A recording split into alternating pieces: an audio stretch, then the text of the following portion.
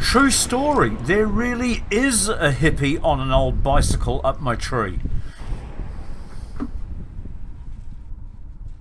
Yeah, well, here we are again at Tiny House and Off-Grid Resources, doing work that needs to be done. The hairy hippie and the old man have pulled resources, brought out all our chainsaws, and we're going to pull the two leaders out of the middle of this tree so that come summertime we'll get some sunshine down on the new garden beds. It's a bit of a mission, so I asked Pat to come and help me. Pat's a master up a tree, and he's got a selection of chainsaws, a small top handled pruning saw, this pole saw, and the larger firewood saw. With those three saws and a quick couple of hours work, we're going to reduce the two main leaders of this tree to firewood and chippings for the garden. And once that's done, I'm giving myself the rest of the day off, because I know that being the ground man, I'll be absolutely pooped at the end of this. Pat's got all the brain work to do up the tree. He does all the thinking. I'm doing all the grunting and pushing and lifting and dragging and sweeping and stopping the traffic as well. That's an important thing, as you'll see in a few minutes.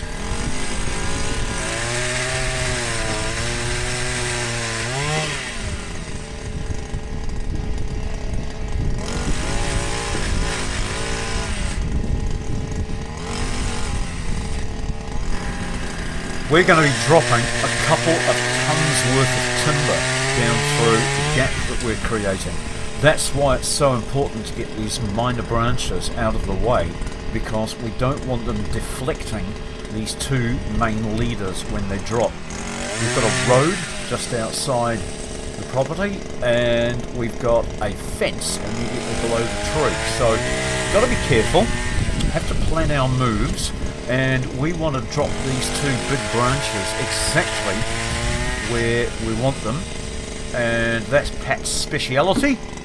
Well, it's actually one of Pat's specialities. His main speciality, where you may have seen Pat before, is the building of cob cottages.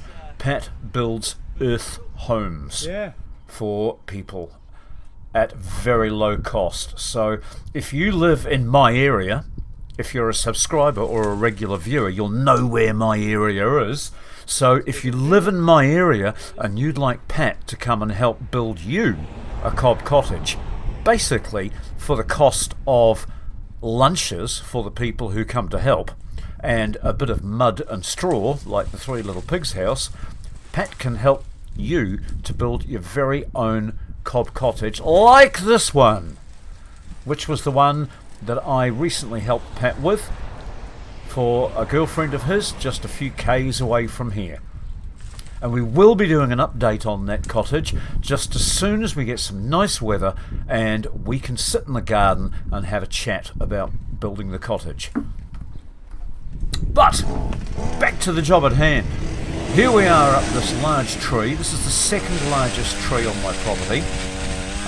It's also, in the 20 odd years that I've lived here, it's the second or third time that I've given it a really big prune.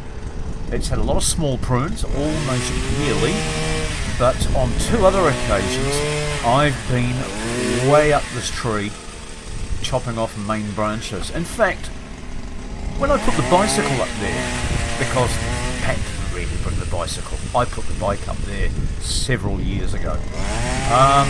That was the last time I brought it down to a poled trunk. That's when you take all the main leaders off and you're left with virtually a stump with some sticks sticking out of it. And twice since then, the tree's grown back to what you see now. This is the beginning of the final dismantling of this tree. It's going to be a 3-year project. I'm taking out 1/3 now, and then on 2 more occasions I'll take out the remaining 2/3, and then I'll remove the trunk. And that will leave me with an open space for the 3 avocados that I've got coming up underneath. So it's a bit of a surgical removal. I don't want to damage the fence. I certainly don't want to damage any of the 3 avocados that I've got coming up below this tree. So that is why over a 3-year period I'll be working to remove this tree so that the avocados can come through, and that'll give me plenty of firewood. Why don't we do it all in one go? Well, you might ask. It's a big job. I haven't got the room for the firewood. I can't possibly store a whole tree's worth of firewood. So I'm doing it over 3 years as my firewood rotates, just like my compost, just like my mushrooms, just like everything in the garden. You have to wait for nature. You have to work with it. So grab yourself a cuppa and watch 2 old able hippies who know what they're doing carefully dismantle this lovely old tree in my garden.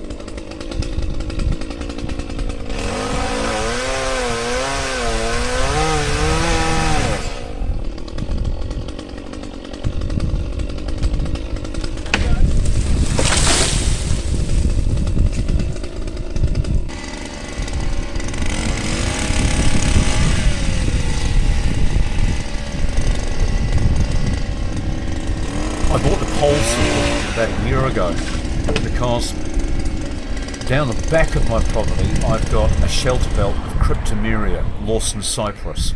They grow quite high, but if you can keep the tops chopped, they grow reasonably bushy and provide a good windbreak and a good visual barrier. So I paid a contractor to come in with a huge tractor mounted slasher and take the tops off these things a year ago. And that cost me $250 for an hour's work. So I figured that spending $250 on a pole saw, a decent quality one that can reach that high, means that, okay, it's a little slower, and yeah, I have to do the work, but just one trim of that cryptomeria hedge will pay for the pole saw. So, now that I've got the pole saw, it gets used for quite a variety of stuff. It's also got a hedge trimmer head so that I can trim the small stuff. But the little 12-inch chainsaw that comes on the end of its extendable shaft is a real boon when it comes to getting those small branches that things can get hooked up on out of the way before you drop the main limb. And yeah, you do end up with a whole shed full of two-stroke powered tools, but I've already got a shed full of two-stroke powered tools, so hey, what's one more? I've just fueled up the big saw that Pat's got up the tree, so while he's beginning making the cut on the big main leader, I'm going to fuel up the small top-handled pruning saw and get ready for when it comes down, because this one is going to come down on the road. So in a moment or two I'm going to put out some road cones and just stand in the middle of the road in case any cars come.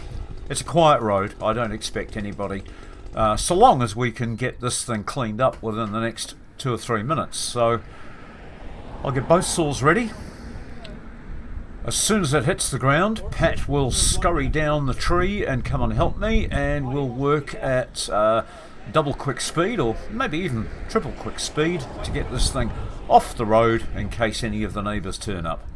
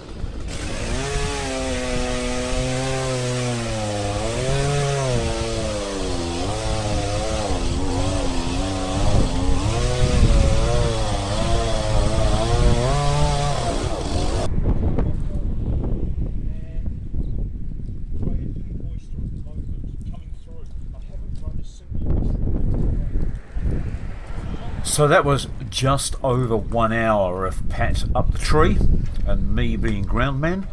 We've got a pile of branches about the size of a caravan or a large van, and we've got a stack of good firewood, and we've got one long log that Pat reckons he's going to bring his chainsaw mill, purely so he can show me how his homemade chainsaw mill works.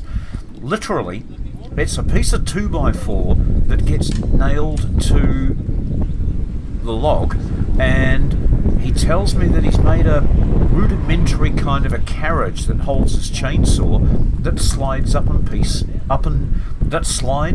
down the piece of timber and gives a really nice cut. So I'll be dead keen to see that. In the meantime, Pat's off to go and do some of his own work, so he's just picking up his gear and he'll disappear in a few minutes, and I'll be left to do a couple of hours worth of chipping with the chipper shredder garden mulcher.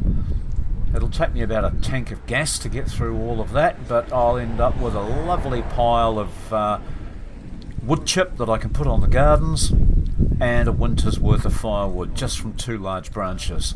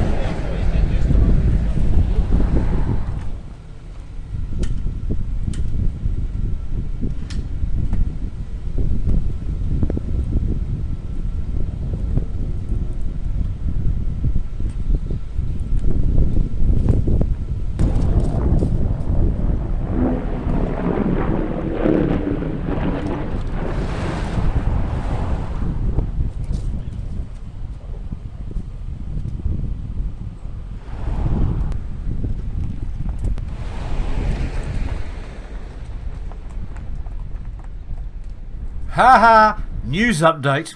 Fiona from the charity shop was just on her way home after work when she looked up my driveway and spied the pile of firewood and the fresh mulch, and well, Fiona jumped out of her car and said, "Oh, mulch, what are you going to do with that? Ah, and firewood, could I have that?" Isn't it funny how stuff that grows round just seems to go round?